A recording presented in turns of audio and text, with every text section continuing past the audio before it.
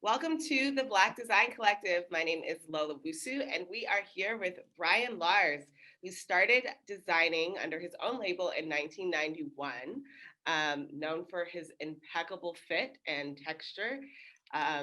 He's obsessed with detail, and he has worked with as many A-listers as Natalie Portman, Taylor Swift, Felicity Jones, Angela Bassett, Elle Fanning, Jill Scott, Vanessa Williams, Anika Noni Ross, Gabrielle Union, really everyone, including our former First Lady, Michelle Obama, which is kind of amazing. Since then, he's partnered with his longtime colleague, Sheila Gray, who we will be talking to later. And they have created the brand In Earnest. And since then, it's only been around for 2 years and has already been on the New York Times, Vogue, Women's Wear Daily. It's kind of amazing. I'm very excited to get into everything that he has with his story and learn more about him. And so, welcome, Brian or Thank you Byron. so much. Yep, Byron. I usually answer to Brian, whatever, but yeah, it's Byron. Byron. Welcome to the Black Design Collective, and thank you Thanks, for Lola. for for being here. So, where are you right now? I'm in our showroom in New York.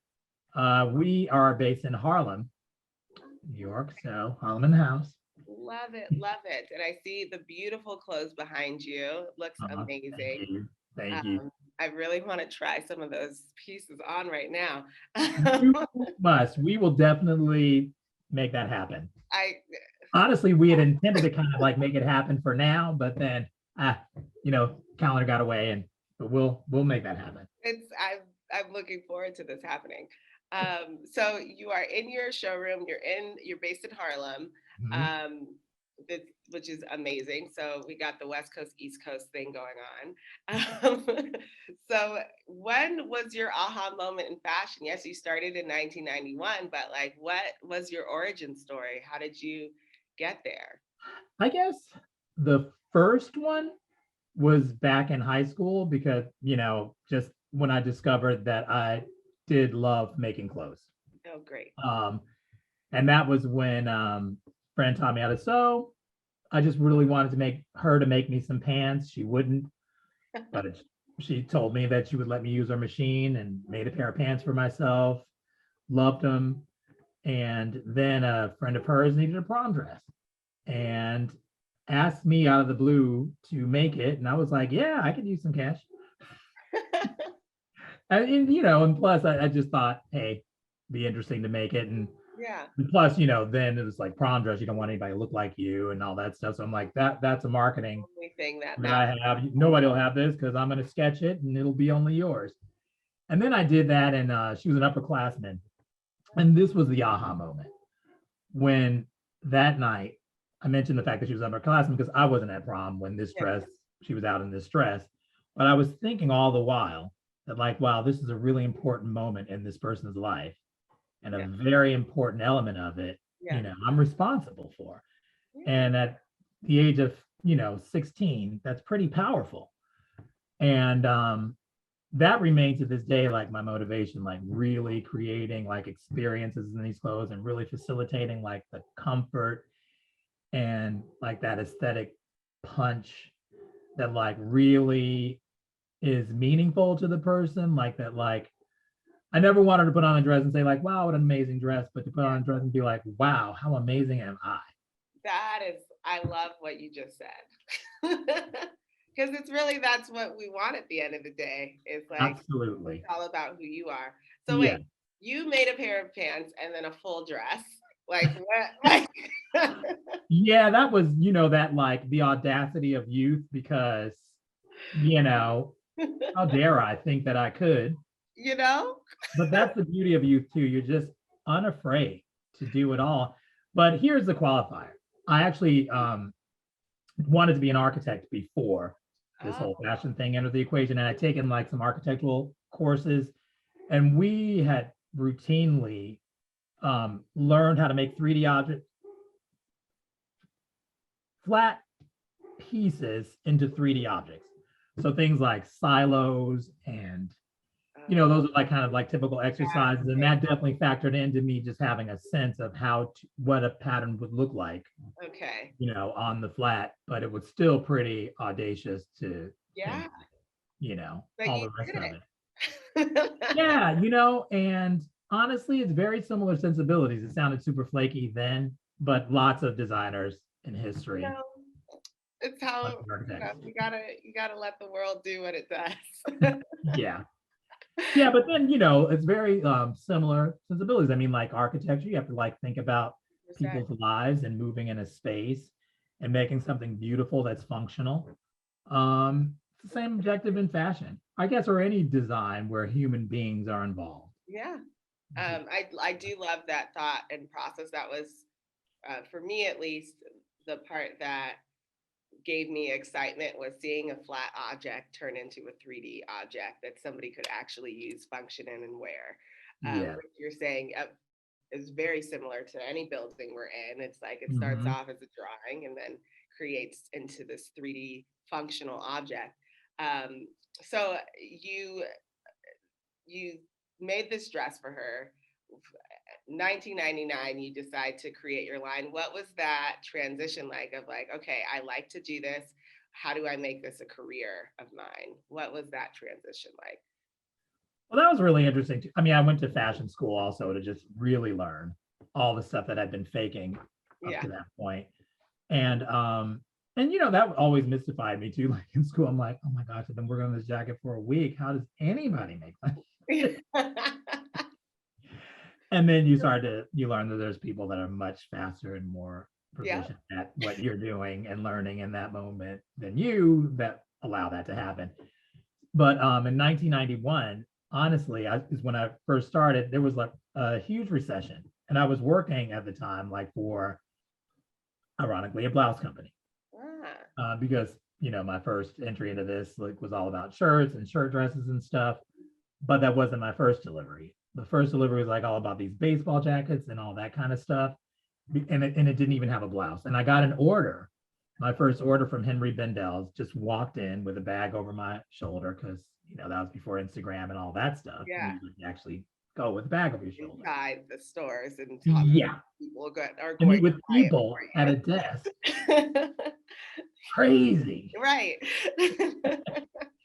And they gave me an order like right there on the spot. I was like, oh my gosh, okay, well that's great. And then I didn't have a blouse with it because I just had this blouse company job.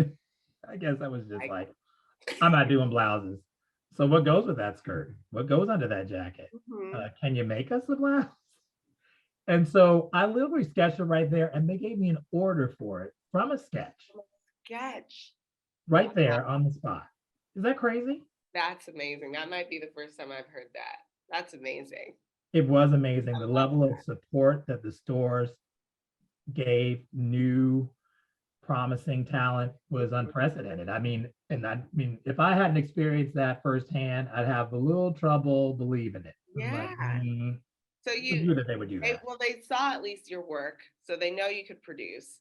They saw the sketch. They're like, I can see this translate into it, so it makes sense.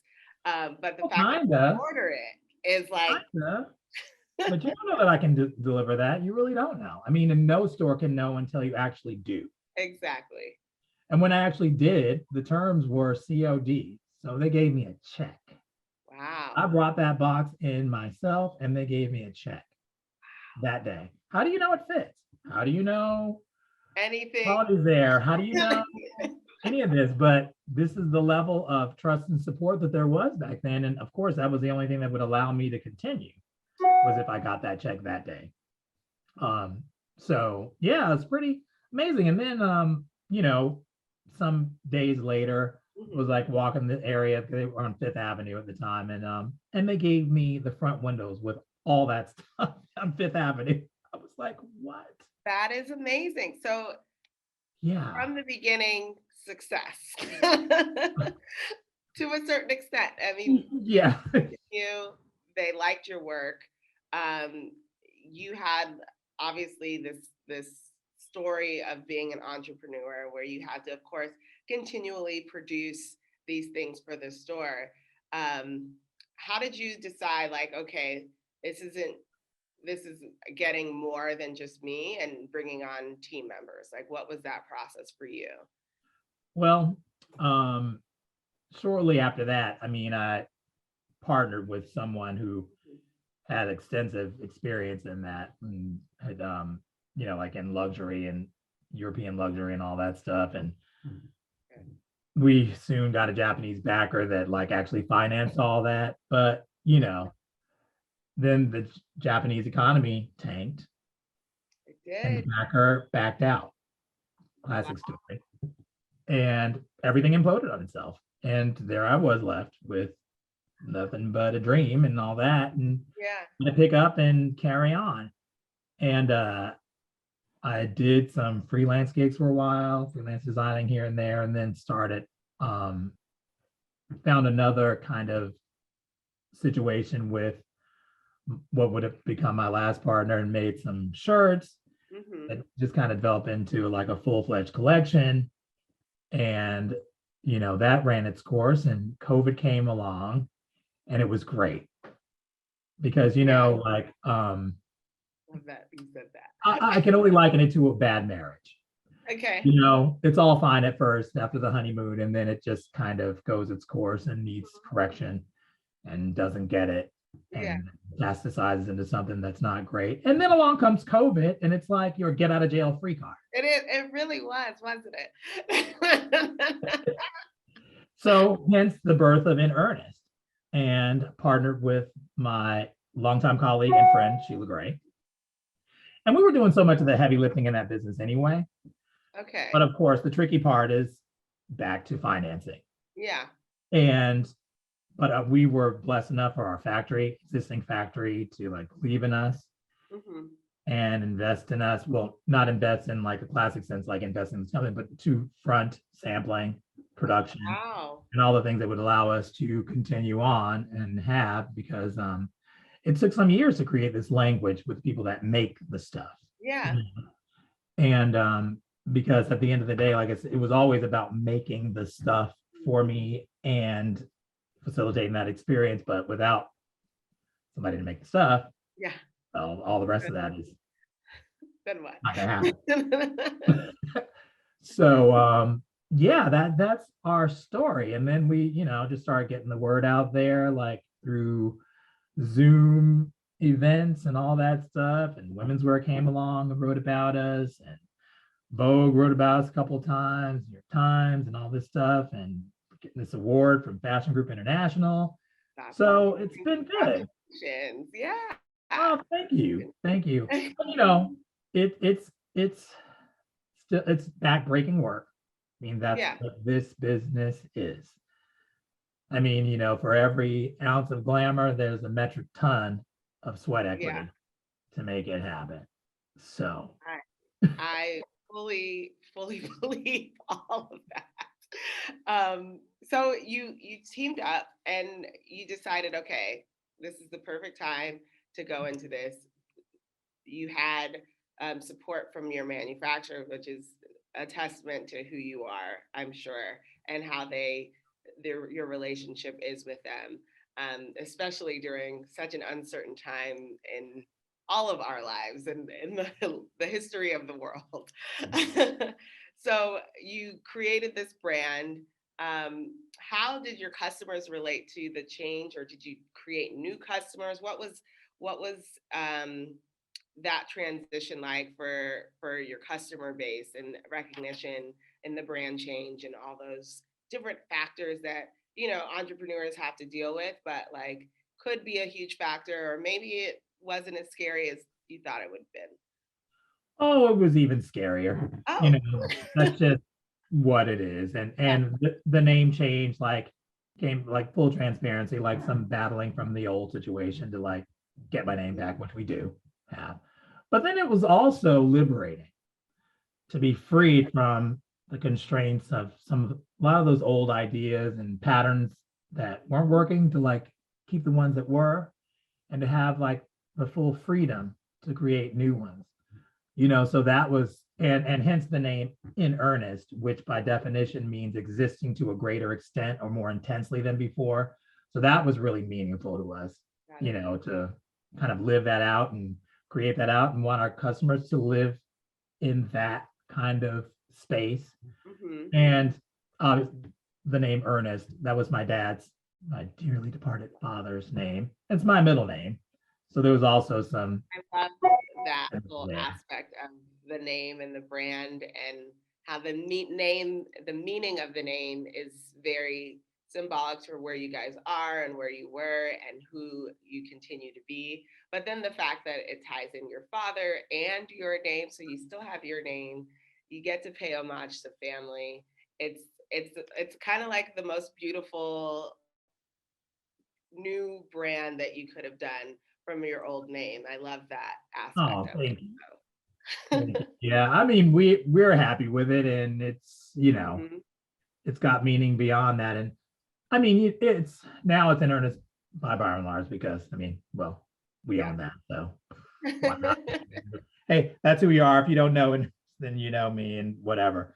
But before we tag that on, it was super liberating to not have my exact name associated with something. You know what I mean? It's Yeah. like because after a while, when your name is associated with product, you don't even respond to your name in the same way. You don't even hear if people say your name. You don't even respond like, oh, is somebody calling me? It's just like Wow. That's product. something to really think about. It's interesting. That's really something to think about. That's Yeah. names. I love names. It's something I've always been like fascinated by. So to hear you say that, and in terms of something being self-titled, like it, and you put so much work and sweat equity into it, it's like almost as though that is now the Yes. That that's assumes your identity. Yes. that is exactly. I Yes. love that. So you've worked with so many different types of research, like your work has even been in anthropology, um, and direct to, rather than more so direct to consumer, you've created these like retail outlets for it. Is there like some benefits that are working with like a larger company than to be specifically just direct to consumer that you've noticed throughout Well, your career? I think one is dependent on the other. I know that Okay. like, our price point is such that like you're probably going to have a brick and mortar experience before you have the faith to click on a number that high. I mean, you have to build the trust in her. Like, hey, Yeah. she put it on, she felt great, she looked great, and she wants more, and they don't have it here. Yeah. I think that is like very key to her discovering us Hmm. and then becoming like loyal, customers to us. And that's so I think the digital aspect of this business is absolutely reliant on the brick and mortar equation. And when not brick and mortar, I mean like Anthropology, they already have a trusted customer base who Yeah. discovers them online. So they do click. The Hmm. number's not quite as high there for some of those items. Like we have this one dress Hmm. that has survived, Oh, the last iteration of us to this one. It's I know like the dress. celebrating its 11th year. Yeah. I know the dress. I've tried the dress on. The dress is made to many a wedding. Like, Well, awesome. That's it's awesome to hear. a good one. Clients have worn the dress. The dress works. The dress works. And thanks to your clients as well. Well, it's one of those things like, I mean, when I made it all those years ago, Hmm. I remember being a little surprised that that was on the selection because, typically I don't think of Anthropology as the sheath customer. You know what I mean? The Yeah. Anthropology girl is a sheath customer. So that was kind of on the fringe back then, like those 11 years ago. But the dress buyer was true visionary. And, Yeah. I remember thinking like, also then too, that was before fashion had gotten so sexy, Mm. overtly sexy. Mm. And, Some factors like in there. my provincial upbringing, I was like, this might be a little too sexy. I was feeling a little certain type of way. And then we shipped it around, I don't know what was like March, and then it sold out like, I mean, They sold up 400 pieces. It sold out like in probably like a week. Wow. And then the comments started, and all these women, it was white. All these women saying they wore it for Easter, and I was like horrified at the time. I'm like, you wore that dress to church? And now, since then, that dress is so calm. Yeah. The ladies at my church own that dress, so it's like it's all good. It's not, no, you're not showing nothing. That's a liner. That's Yeah. not. It's good. You're good. She's good. I love But 11 years ago, I was like shocked.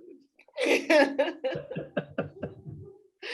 I love that. I love the progression of that. And it is interesting to think about what you could have gotten away with, but also in general thinking about like at the end of the day, it's a beautiful silhouette that like somebody can recognize is great and has been able to transfer through so many years of so much fashion change and things coming back. Like we're in a 2000s moment like I've never seen it. And, Yeah. but your dress is still relevant and it still can be worn and it's a testament to how it's made and the detail of it and all those other factors and you know Well, thank you. That's really important to us. I mean, it's not like we're like thinking about something that'll have that kind of longevity, but I mean, I think any designers that's being really true to themselves mhm, will probably find that their clothes will have a longer life because I mean, not unless you're all about trends. yeah, well yeah. That's who I am. That's what I do. Then it's going to be a little bit different. But I think if you just establish a set of like, you know, aesthetic Mhm, likes and dislikes, and you've noticed what works and doesn't work right, in your estimation, then you'll establish like a brand DNA which is that will probably. true and is throughout and timeless at Mhm. the end of the day, which is lovely. So then, okay, so you created these relationships with these stores to get these relationships with the customers, and we come back. How is it with your team? Um, and like when you created this team, and of course you had all these iterations of people and members. What are things that you notice are like underlying characteristics with people that you bring on your team? Because obviously, even with Sheila, she's worked with you for so long. Um, what is it that is an underlying characteristic like you that creates people that want to stay? I guess. Well, first of all, the team is me and Sheila. Okay. I Oh, mean, that's what the team is now in this new iteration, and that's why it's just enormously taxing. We do have like other like um, help mm-hmm. on the team, so I do consider them a part of our team, but they're not like in it every day, all day. Got it. I mean, we're building to that point, and it's got to happen soon. Yeah. But the two exterior team members that we do have, though, are I mean, they really have pride in this product and pride in their own work. I think it's really important for a team member to understand, to believe in what you're doing and to believe that like you are doing the right thing, that you're standing for right. Because I mean, you work with people. Yeah. I mean, so it is about relationships Exactly. and building trust and all that stuff that people need to Mm-hmm. feel safe. And so that is absolutely like, I mean, I feel like if you create that environment, then you'll attract those kinds of people and be more sensitive Yeah. to those that aren't in alignment with that thinking. Um, so yeah, that's we've been doing a whole lot of prayer about the right team members Mm-hmm. presenting themselves to us because nothing's happening without God's help. We are very cognizant of that. That is great. And every day because I mean, it's just a miracle that we're here at all.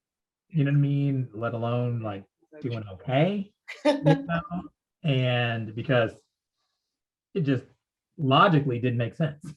It's like, you guys can't do this. It's just like, well, With Agreed, God's help, but yeah, we to can do be anything. thriving through the pandemic with a change, a brand change, like there's just so many things that are working for you that if you really think about it, should not have worked for you. So Totally. what you're saying is 100% correct in terms of like it really is God like getting Mhm. at the end of the day, like, and then the Yes. people around you. But I will say it's also a testament to the beauty that you've created, the work that you've put in, as well as the relationships that continue to bet on what you're going to give. So that's a testament to you. Oh, well, thank you so much. But like, you know what? Even there's God. It's just like you treat people the way he wants you to treat them. You Exactly. know what I mean? So Exactly. it still comes back to the OG. So let's get to know you a little bit more. Okay. I definitely think in general that getting to know people's routine says a lot about who they are. So what is your wake up daily routine? When do you go to bed? That whole process. Um, since the whole pandemic thing, my routines have changed Yeah. drastically because there's just so many more demands. Mm. Um, our typical work day is anywhere, I would say 12 to 15 hours. Oof. Um, so I mean, I basically wake up and get to work and then stop and go to bed when I at the point of collapse. That's what I mean. It's I make a smoothie now. I've like committed to that these last Okay. 3 weeks. I'm like, this is like this portion of self-care that I'm like, this is a non-negotiable now. You got to put this much effort into you and your wellness. Um, so that's just what it is for right now.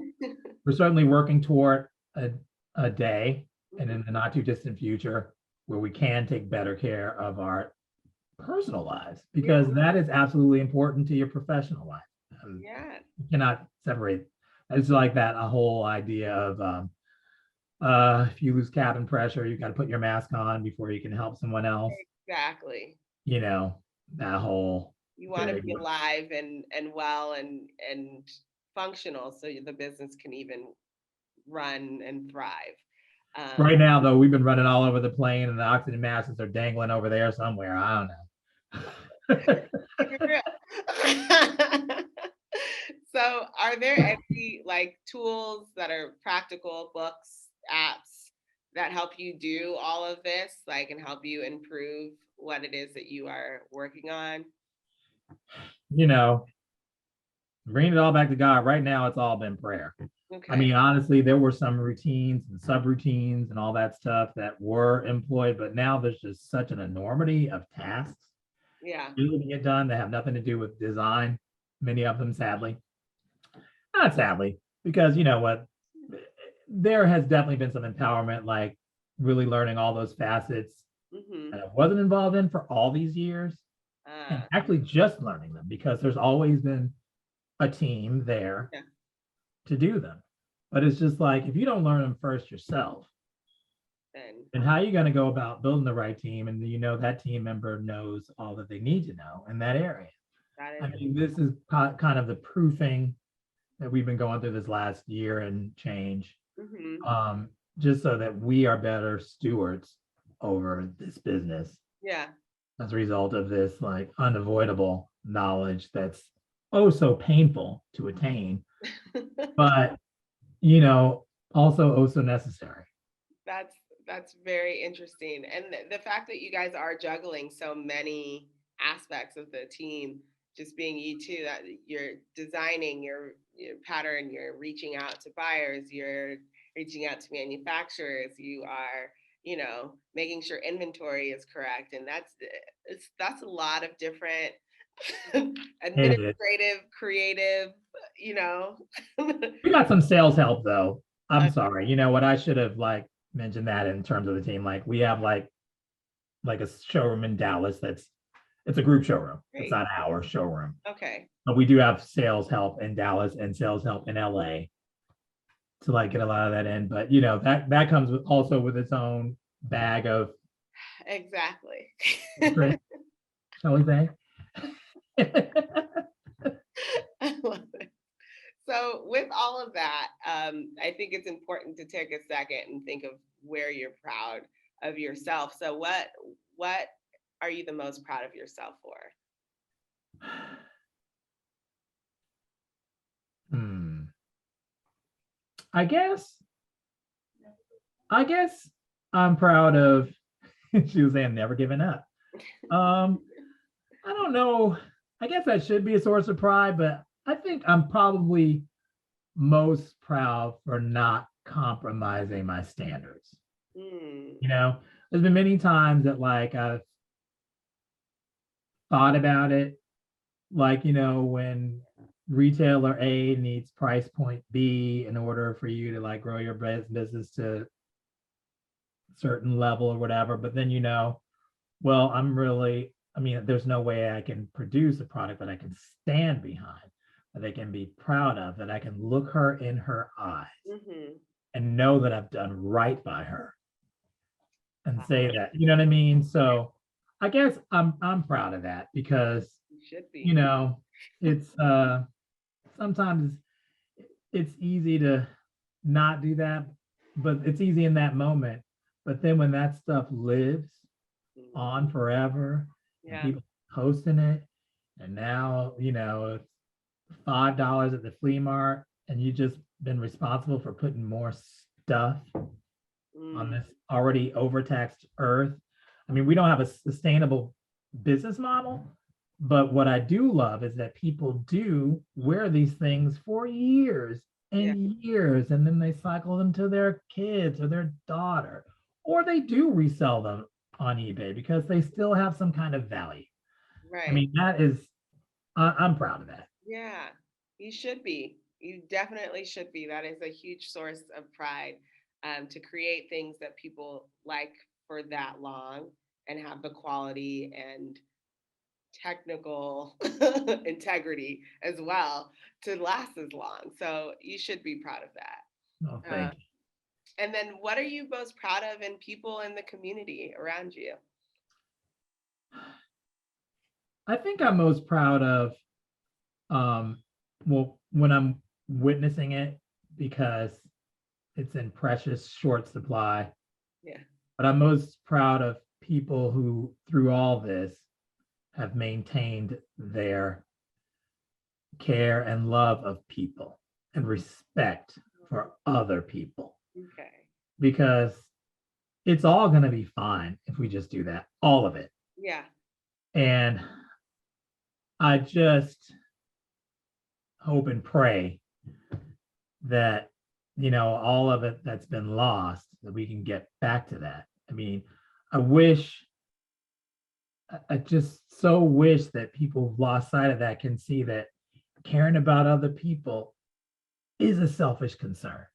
Yeah. That's taking care of yourself. At the end of the day, I love Yeah. that.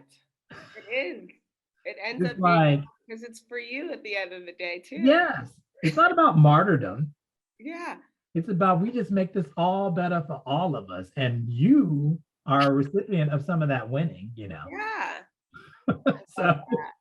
That is I love that. That is the best way to help the Western world feel good about how we care about others.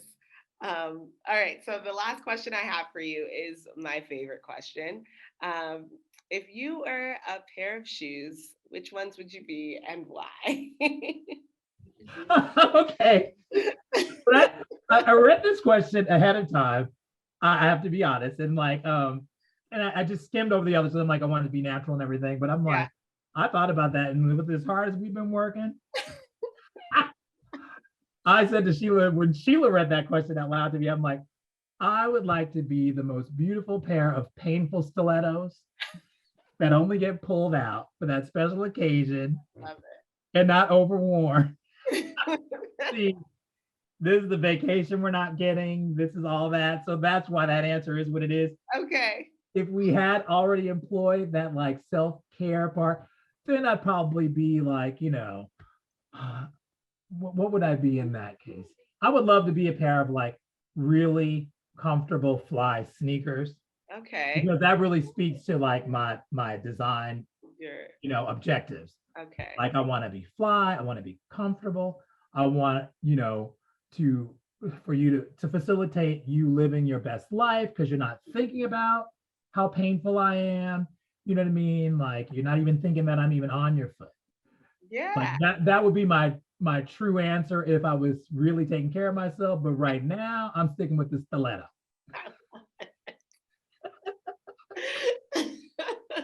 And this is why this is my favorite question. There's so much in so little time. Well, thank you so much for sharing your story with us, sharing these gems. You dropped so many. I'm catching them and marinating already. I just Dude. really appreciate who you are, what you've done for the industry, and the clothes that you helped me look cute in and helped me feel great in. Get some more of those, girl. Please, We'll talk. please, please. But yes, thank you again for joining us, and hope you enjoy the rest of your day. We're looking forward to seeing what's next. Thank you. You too, Lola. Before we hop off really quick, where can Mhm. people find you? You can find us on www.inearnestofficial.com. That's the website. And on Instagram, it's all the same, at inearnestofficial. And Twitter's at inearnestofficial. We're not very active on Twitter. On Facebook, in earnest official. There's not enough letters for the O. Oh, But if you just start off in earnest official, got it. I love that so much. Well, thank you so much. Enjoy the rest of your day and you look too. forward to seeing what's next. Awesome. Thanks, Lola.